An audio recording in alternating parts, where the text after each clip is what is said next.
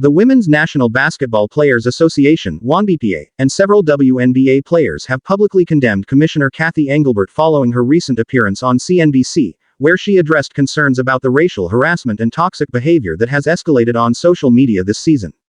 The interview came amid growing tensions surrounding two of the league's brightest rookies, Caitlin Clark, who is white, and Angel Reese, who is black.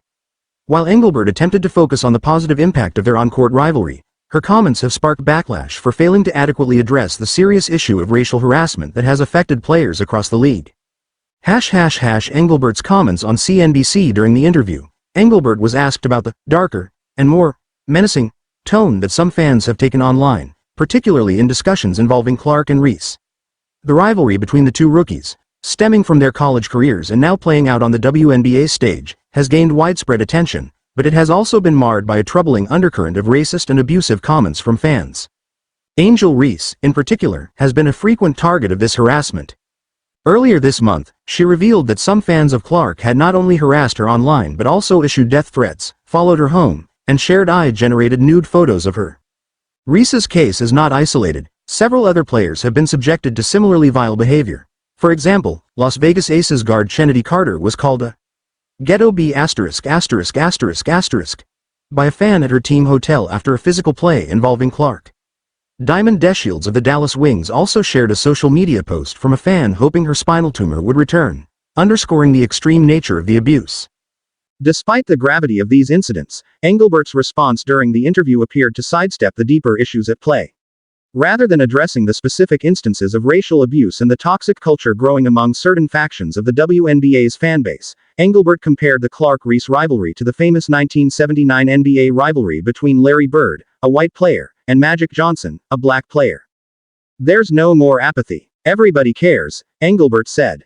"It is a little of that Bird-Magic moment if you recall from 1979 when those two rookies came in from a big college rivalry, one white, one black. And so we have that moment with these two.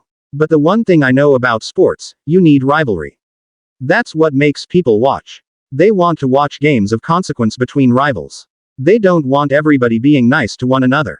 While her remarks about the importance of rivalries in sports resonated on some level, many felt Engelbert downplayed the seriousness of the racial and social media harassment that has followed this rivalry. Backlash from the WNBPA and players following Engelbert's interview. The WNBPA swiftly issued a statement condemning her remarks.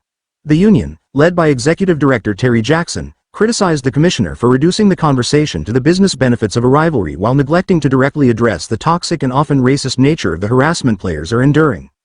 "This is not about rivalries or iconic personalities fueling a business model," Jackson said in the statement. "This kind of toxic fandom should never be tolerated or left unchecked.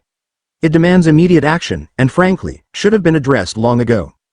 The union's statement reflected the sentiment of many WNBA players who felt that Engelbert missed a critical opportunity to condemn the toxic behavior and protect her players. Numerous athletes took to social media to express their disappointment with the commissioner's response. Michaela Onyenwar of the Phoenix Mercury responded with a simple but telling tweet. "Yikes."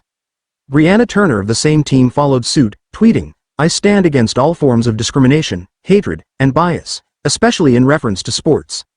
The intersection of racism in sports should always be rejected. No platform is too big or too small to stand for the right thing. No excuses." Alicia Clark of the Las Vegas Aces was another player who voiced her concern, calling Engelbert's failure to directly denounce the racial harassment a missed opportunity.